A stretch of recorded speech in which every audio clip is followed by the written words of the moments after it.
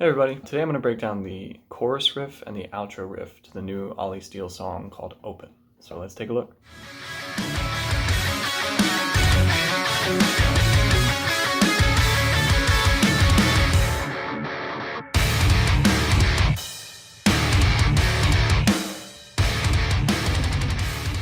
Drop D tuning. We're going to start on the 4th fret of the low string. I'm going to play 6 and 6 on the D and G, back and forth. And then down to the 4th fret of the D string. Two subtleties here. We'll palm mute the first note, the 4 here. And then when I go down to this 4 on the D string, I'm going to bend the note and release it really quickly and simultaneously with the pick stroke. So you get this little inflection there. And I'm doing 3 quick strokes on the low string. Open, open, 4. All palm muted. This is a pinky slide on the A string, 7 to 9. And I'm bouncing back and forth between this 9th on the A and the 6th on the D. It's a major second interval.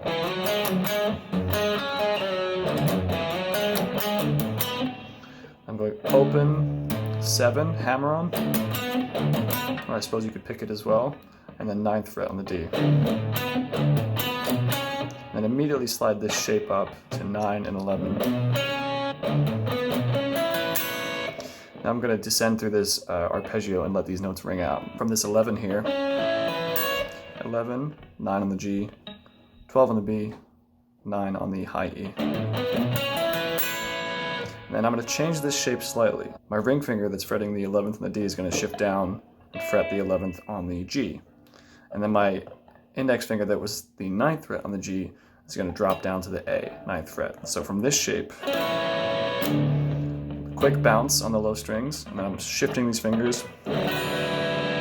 And this chord is a little spicy here. It's open, 9, nothing with the D string. I'm muting it with the underside of my index finger. I'm sort of fretting and then letting the skin here mute the D string, so we don't really hear a note there. So open, 9, mute, 11, 12, open. And a quick strum through. All together we have.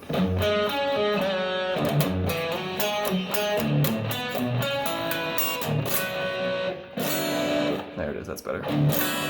So after we ascend, there's a little chug, which gives us time to reposition our hand.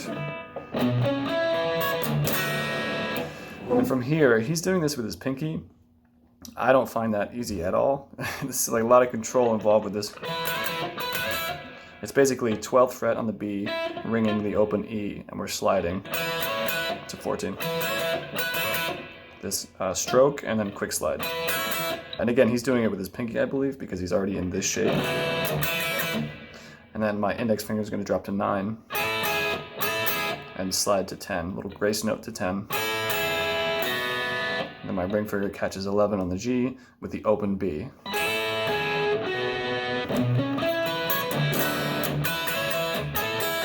That's the first variation of the chorus. So together we have.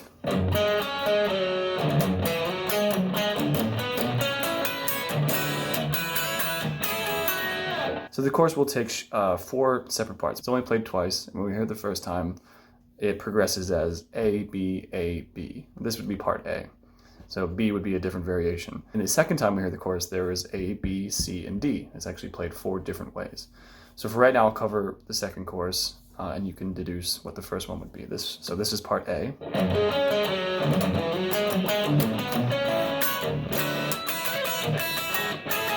A lot of open strings, a lot of hand movements. Be very careful not to let your fingers slack over the fretboard too much, because when you want to hear open strings very hard, you can get very messy. That's where he's really good at writing riffs like this, and I am terrible at playing riffs like this. So part B, we begin the same way.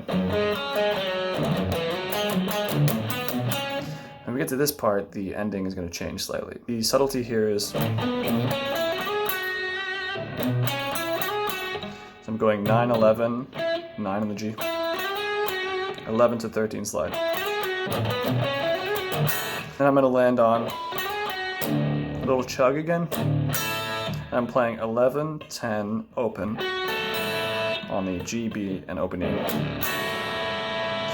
We chug again and add this 9th fret to get this minor triad. So we're alternating between leaving this 9 on and taking it off.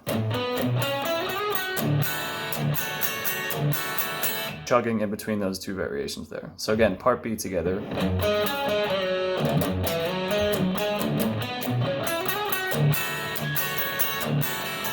So in the first chorus, you have A, B, A, B. Just play these two parts back and forth, and that's the first chorus. But in the last chorus, we're going to go on to a third variation, and that begins right at the very beginning here with subtle change at the bottom. Not necessarily palm muting this note anymore, still playing it, but it's a little more open. Open. I'm going to play 6, 6, and then start the slide from the 4th fret on the D.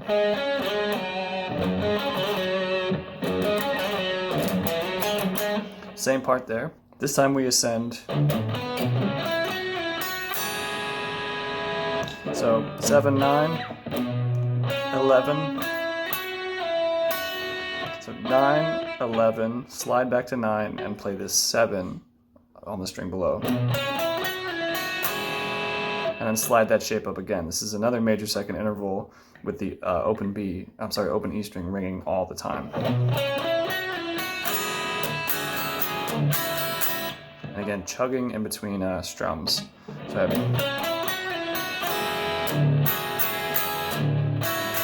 and on the last 3, I'm taking this shape, moving it back down. C, part C would be.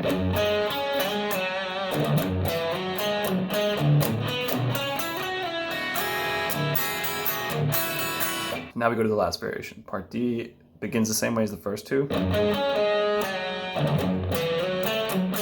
We have a little variation here on the second part of this. Instead of playing 9 and 6 back and forth, we're going to play 7 and then 6. And then again, instead of playing open 7, 9, I'm going to play open 7, 11 on the A. And then on this last finish, we have 9, 11, just as before, and then a little bit of an ascending run here. 9, 11 on the G. Slide to 13, play 10 on the B, so you get this minor second, and immediately slide this note up to 16 on the G, 14 on the B, open E. And then chug, strum, and we finish on barring all of 9. My ring finger is going to go to 11th fret on the G, pinky on the 12th fret of the bottom. So that whole bit together.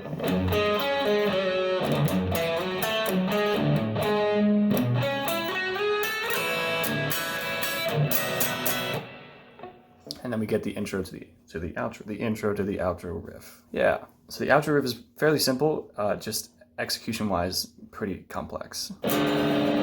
Open D, 4th fret of the A. The strumming pattern is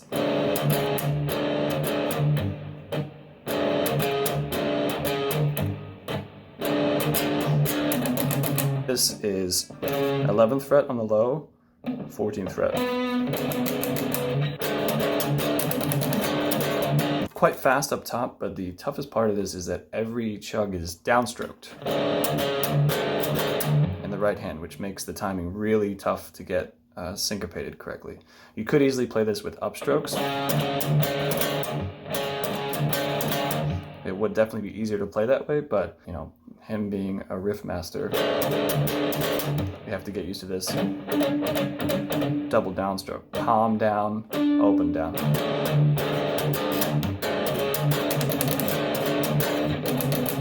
This is all palm muted. And that's the end of the riff. Okay, so that's pretty much it. I hope this was helpful. Keep in mind the ordering of the sections, right? In the first chorus, A, B, A, B. Second chorus, A, B, C, D. And the breakdown riff is fairly simple, just technically tough to execute with all down picking. And on that note, for most of the riff, there's mostly down picking happening as well. There's very little alternate picking. That's just his style of play. And it also adds a nice pick attack to chords and notes and sounds pretty good, but it does make it technically difficult. There's also a Jam Track Central lesson pack for this song and for some of his other material. I'm gonna go buy it. He's a really great artist, and I think he deserves that support. So I would encourage you to do the same. And then when we do, we'll find out how wrong I was about a lot of this. But I think for the most part, this is somewhat accurate. And if it's not, it's in the ballpark, at least locationally and maybe technique-wise. So regardless, have fun playing it. This is a lot of fun to play. I'm going to try to tackle some of the other riffs in the song maybe, but they're like lightning fast, especially the solo. Maybe I'll do the solo. But anyway, thanks for watching. I hope you enjoyed it, and take care.